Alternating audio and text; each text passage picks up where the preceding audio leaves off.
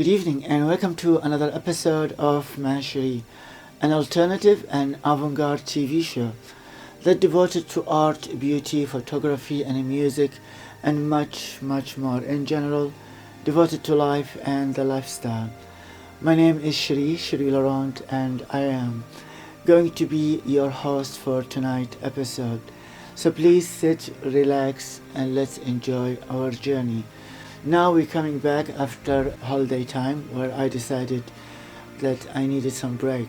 The idea was to give rest for my shoulder and my neck because for the last 4 years I never took 1 week off, that including finishing my fashion degree and spending mostly every day 22 hours on the computer. So I wanted to get it tested and check it, but at the same time I found myself I have to do backing to all my information, all the new episode, all the old episode.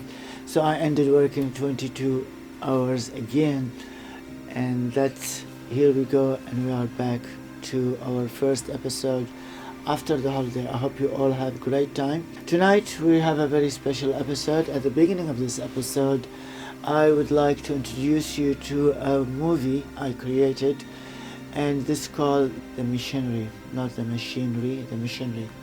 You'll see the title. And this is based on a story that one of the beautiful fan or TV viewers emailed to me. And I created this film quite a while ago and got incredibly amazing response. One of the amazing things, when I was in New York, I was booked for a TV interview.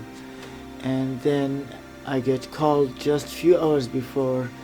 The producer was very angry because he looked at the poster on my website and he saw a nun that basically trying to feel herself, like from the upper part. And he cancelled my interview because of that, because he did not agree with the poster. That's when I realized that the American audience and what they could get away on TV, obviously it depends on which network, was quite different than Australia. So I told him at that time, I said, this movie is about faith, and it's about sexuality, and it's about discovering yourself and finding your own strength. And he just did not buy any of that, and he said our show is gets seen by young people and I don't want a picture of this appear on the show. And I said, you know that Madonna makes books for children, and at the same time she made a book called Sex, so each one different audience. So it doesn't mean basically this movie will be suitable for under 16, but your audience, actually, lots of them are over 16. But anyway, I didn't get the interview because of this movie. So now I will be bringing this movie back. This movie, when we did it, we used some music that we're not allowed to use, because at that time it was okay to use, copyright music because it was community channel. Now the copyright laws changed in these years, and I have to basically bring the movie and redo it again and create new music for it. So I hope you will enjoy this movie, and from there we will be going back to our first meeting, me and Dawn, since we said goodbye because of the holidays. So we're gonna have amazing night and very interesting subject. So stay tuned, and I hope you will have a great time with me. Let's start. My name is Sophia. I would love to share my story with you. You may ask what I'm doing here. Please let me explain. In this place, in this library, and between all these books, I found my smile again. I learned to find myself, my dignity, my identity, to think for myself, and to make decisions for my beliefs. To let go of all the things that's been pushed on me, and all the brainwash by religion, culture, mom and dad. I found myself here between all these books. I buried myself here for a while just to find out what life is about and what my heart and my feeling and my emotions and the way my body react to all the things around me. It's all about. I wanted to know for my own self, not from what anyone else told me. And just like that, I found happiness again. And for the first time, I realized that there was nothing wrong with me. In fact, I'm very normal. I am happy. I'm free. Few years ago, I was totally a different person. I was a nun. Yes, a nun. I was a teacher in the Catholic school. I joined the convent, and through all my life I faced Catholic upbringing.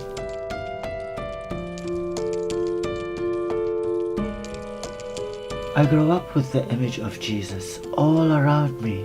I loved him, and I still do.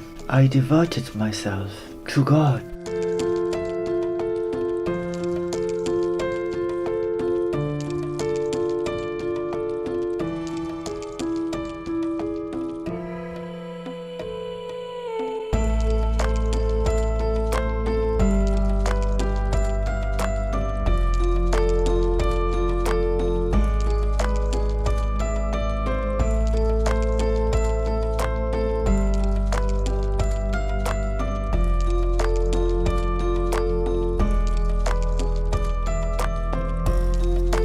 My mother, she loved telling me stories from the Bible every night to send me to sleep.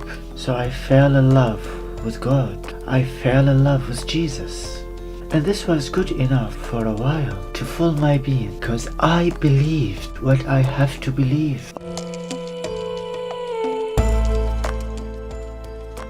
All the resources that filled my heart with knowledge at that moment, and between the walls of the church and the convent, the cathedral, it's all where my life was. But at that time, the more I grew up, the more there was so many questions attacking my mind. And I tell you the truth, I was scared from all these questions because my mom told me, you ask a lots of questions and that I will go to hell because good girls, they will never ask questions.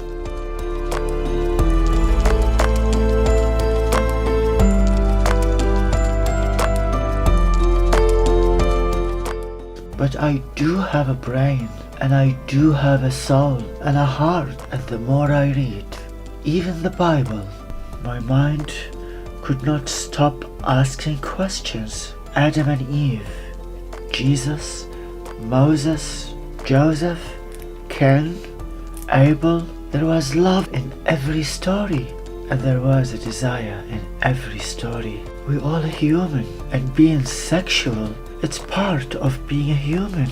So I start questioning birth control, abortion, gay, lesbian, transgender, sexuality.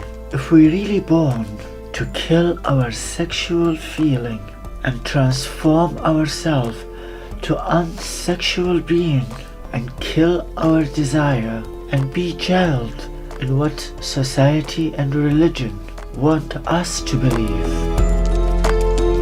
And one day, between all these questions, I let myself surrender to my feeling. And for the first time in my life, I discovered something. I was horrified. It was so pleasurable. I was scared. I could not resist it. Between the image of the gate of hell swallowing me, and between the pleasure and desire that my body's feeling it, I just could not resist it. As I said, it was too pleasurable to resist. So finally, I let myself go. God, forgive me. Please, please forgive me. Just let me feel it. For one time only, please. Please. One time only, please.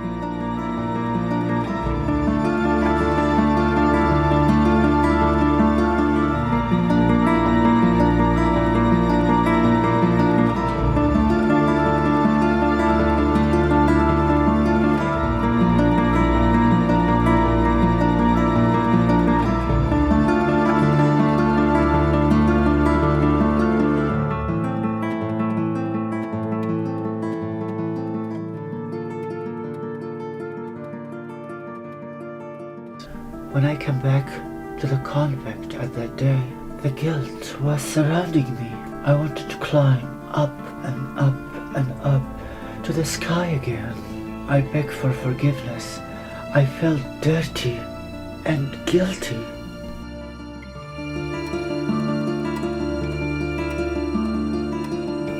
The candle was burning, but the guilt feeling was burning more inside of me.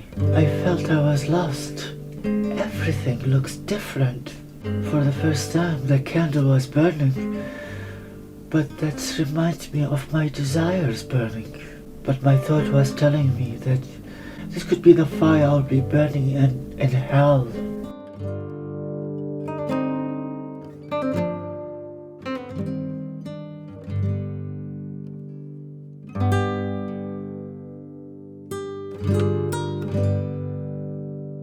I begged for mercy. I begged for forgiveness, and I felt that I'm not welcome anymore here. I was devastated. I prayed and I prayed and I prayed.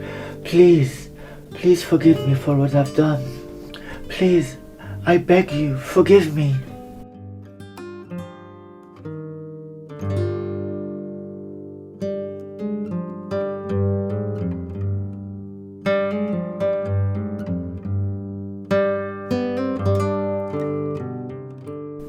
But then, why am I bad? All these questions, I couldn't understand. It felt so good. It felt so natural. I was happy. It was a different kind of happiness. I didn't know what to do. I didn't know what to do. I was traumatized, confused, lost between heaven and earth. Asking questions and begging for answers.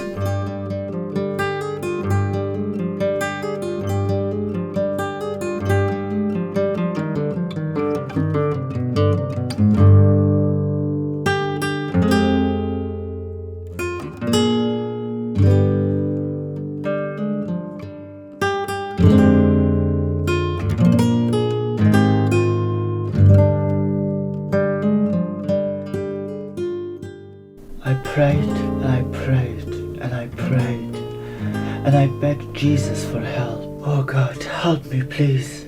If you think I'm a sinner, don't let me have this feeling again.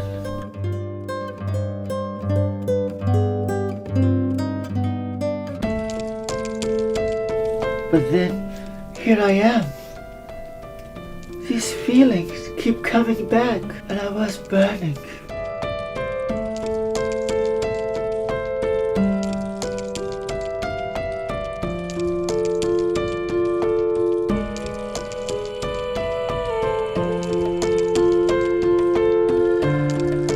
Is this the evil?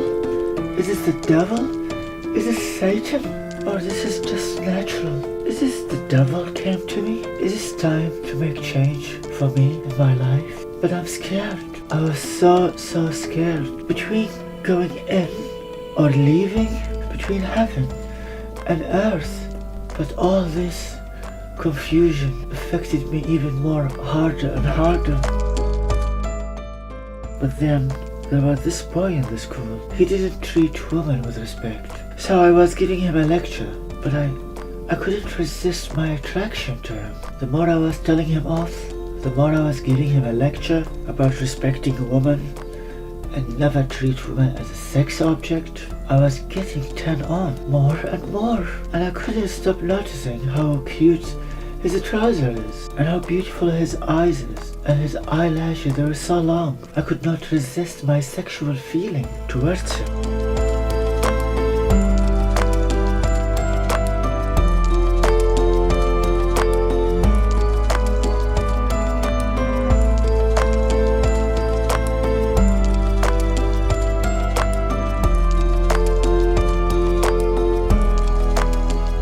By the end, he told me that he understand. I believed him, but that time was too late, so I offered to cook him dinner. I was house sitting in my friend's house. I couldn't resist the temptation of his eyes, and step by step, The desire was coming inside of me like a waterfall, so strong. His eyes, his smile, it was steer after steer.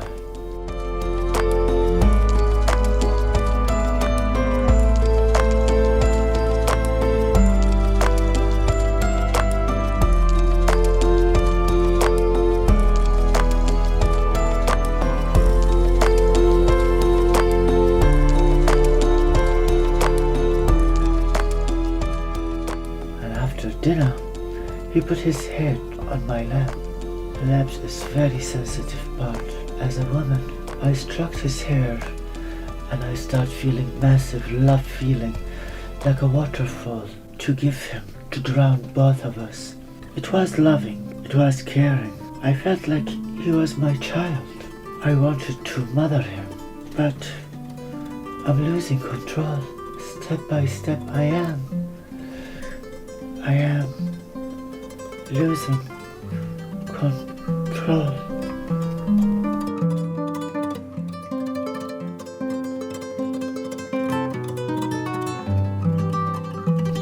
I took him to bed and I smothered him with kisses. He was just an angel in my hand, someone who needed love.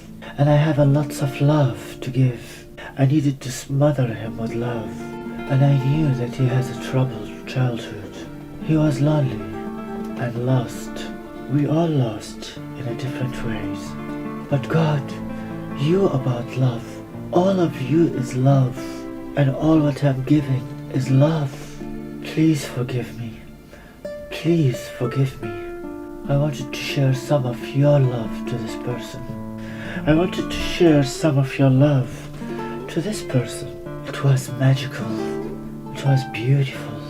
It was a gentle touch, gentle kiss. Passion, passion. I feel my power as a woman.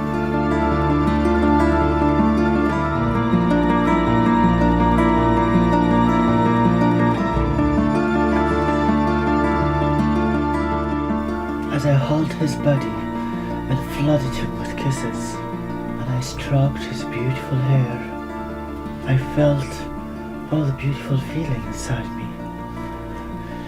It's a clear, clean fantasy. That is my fantasy.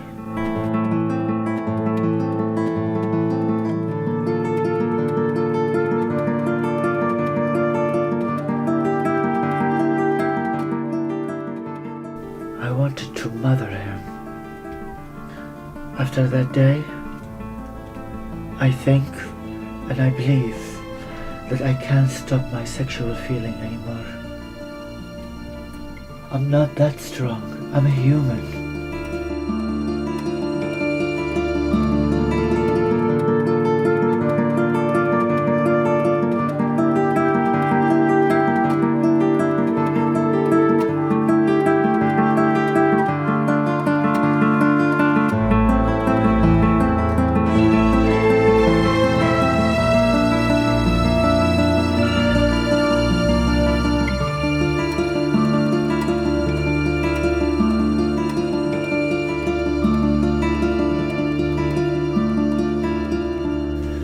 God, I love you, and I always will,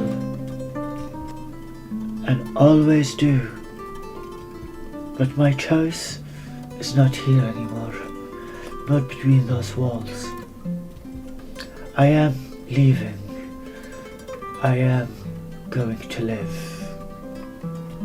I thought about it thousands of times. God, I'm sure you will understand. You created me. You create my mind, you create my heart, and you will show me the right path in life. So I left, and I wanted to live my life as a woman, full of love, full of passion, give it and receive it, and enjoy being on this earth. So I came to the library, and I buried myself between all these books. And I started studying and studying and studying. Knowledge is a power. But for the first time I realized I wasn't bad. I wasn't sinful. I wasn't weird. I was, in fact, just normal. Sexuality in a woman is part of life, and it is acceptable, exactly like men. We allow to fall in love. We allow to have a sexual feeling. My fantasy wasn't bad or evil. It wasn't shameful. I should not feel ashamed for loving someone. And I do believe that God will accept it. I learned to make my own beliefs.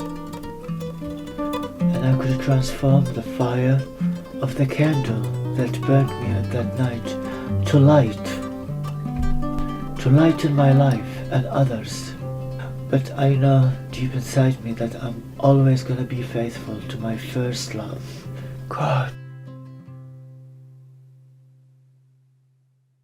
I was reading this book, and it's about in the Renaissance. You know how big fan I am about the Renaissance time, because I love the art, and I loved the painting, and I loved the beauty and the romance of all the art being produced in the Renaissance. And I always get inspired from the fashion design from this era. And I was reading about this time, and they said there was something that created called the childbirth death. And what the childbirth death is, women all at that time were dying after giving birth in 48 hours. And it becomes very big for years. It becomes like the Black Death, but was only called the childbirth death. And as you may understand, in the Renaissance time, there were all these doctors, which they are professors trying to discover. So they spend all the day cutting corpses and trying to find out what is the reason behind this death. And in the evening, they go and deliver children, until one of them realized, and they said, guys, the reason is those women dying because you touch the corpse, and from touching the corpse all day in the morning, you don't even sterilize your equipment or your hand, or you don't wash your hand, and then you go suddenly and give birth to all these new women, and you give them whatever disease you give them, and they're dying. So you need to wash your hand, and you need to sterilize your equipment that you used on the corpse. So at this time they thought he was crazy. No one believed him. They completely bullied him, and it took 30 years until they realized that he was right.